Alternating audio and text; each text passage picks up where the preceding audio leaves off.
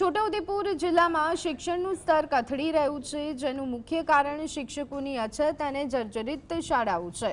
અંતરિયાળ ગામડાઓમાં પથરાવાળી અને જૂની શાળાઓમાં બાળકો ભણે છે, પરંતુ શિક્ષકોના અભાવે અભ્યાસ પર અસર પડે છે।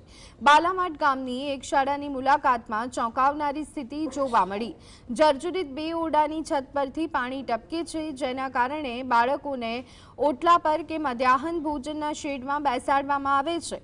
આ શેડમાં ફક્ત એક દિવાલ અને બ્લેકબોર્ડ છે, જ્યાં 98 બાળકો એક સાથે અભ્યાસ કરે છે। શિક્ષકો માટે ટેબલ પણ નથી। વાલીઓનું કહેવું છે કે સરકાર આદિવાસી બાળકોને શિક્ષણ આપવાના દાવા તો કરે છે, પરંતુ દયનીય સ્થિતિના કારણે બાળકોનું ભાવિ અંધકારમય છે। 98 બાળકો અભ્યાસ કરે છે।